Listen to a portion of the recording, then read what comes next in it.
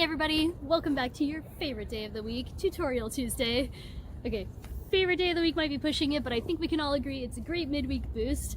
Before I get into the video this week, I want to talk about a new hashtag that I want to get going because there's a lot of anxiety going on in the world right now with COVID-19, and it's not that helpful to sit in your room agonizing over the uncertainty of the future. So I think everyone could benefit from shuffling a little bit more and worrying a little bit less. So if you see this video, then make your own shuffle video and use the hashtag shuffle more, worry less, and let's get this trend going. Today's going to be part 2 of my How to Freestyle Better series, and the topic that I want to cover today is repetitive flow, or rather breaking out of a repetitive flow, which was a big problem for me when I first started. I think it is for a lot of beginners actually, because it's really easy to put together a combo, get really excited about it because it looks super dope, and then you practice it all the time, but you practice it so much that it becomes really ingrained in your muscle memory, and then it's almost hard to do literally any other move.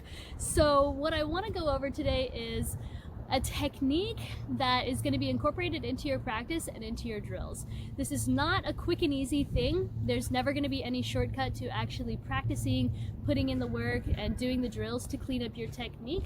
But I promise that if you actually commit to this and you incorporate it into your daily practice, that your shuffling is going to level up super hard and your flow is going to have a lot more variety and be a lot more interesting to watch. So the concept here is really simple. The basic rule of thumb is every time you learn a new move, you teach yourself 3 ways to get out of that move, and then you practice each of those 3 ways the same amount so that you have the same amount of muscle memory going from each of those moves, and then your brain is not going to be inclined to just automatically jump into the same one over and over again. So let me cut to another video where I'm kind of showing you why this concept is important. Right here. So when you create a combo, it basically looks like this. You're starting at your first move right here, you're going to your second move, then your third move, on like that until you get to the last move of your combo over here. So it looks like a straight line. You know, maybe you have some other favorite combos here as well. So you know how you get into these combos and you know how you get out of these combos. But in the middle of the combo, you're always doing the same thing. But imagine if you get to this move here, and you have 3 different moves that you know how to do from this move. So you could go either continue on into this move and finish that combo.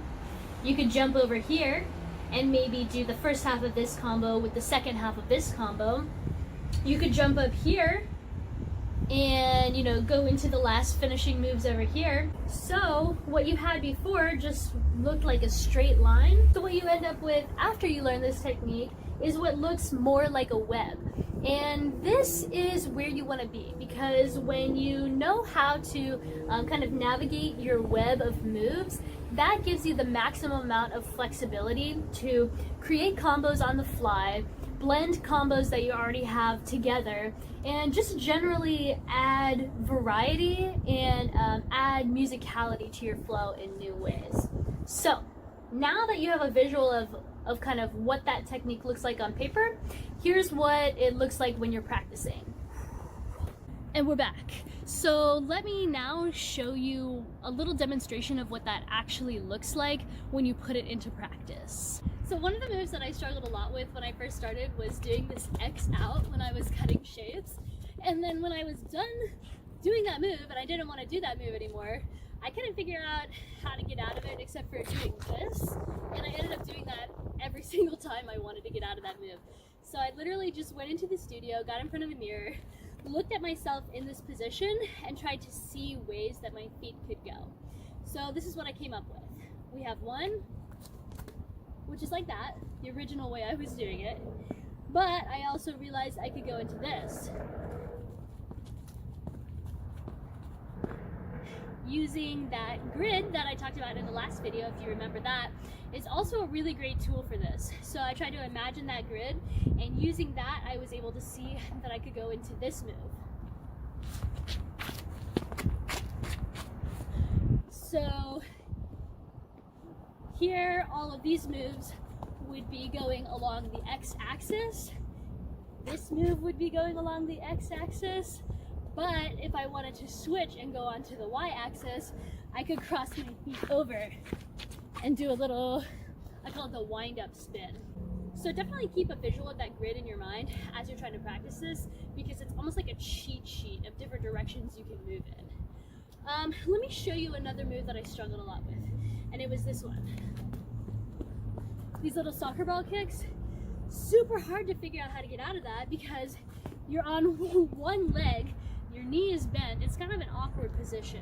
So one transition that I see a lot of people do, I think it's pretty common, is they get here and then they just go around in a circle, which is great, but I think you can spice it up a little bit by going here, tap each axis point until you're facing this way, then you can go into the running man from there. But then here's another move that you can do that doesn't actually involve a spin at the end of it at all.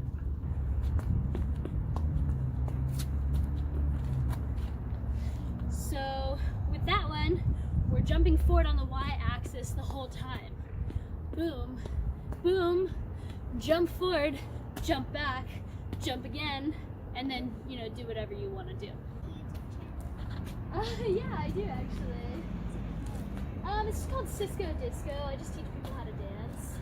So as you know, once you get into this position, this is going to be your universal point of transition for pretty much all of shuffling. From here you can go into running man, you can go into T-step, you could go into X out, pretty much whatever you want to do. Your options are wide open once you get into that position.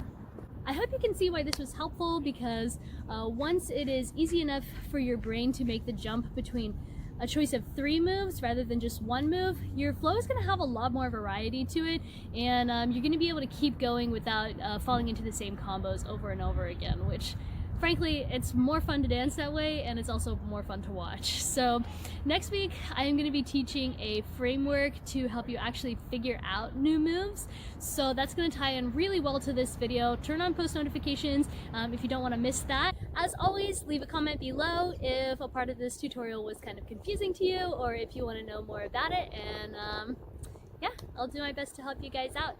See you in a week, and until then, happy shuffling!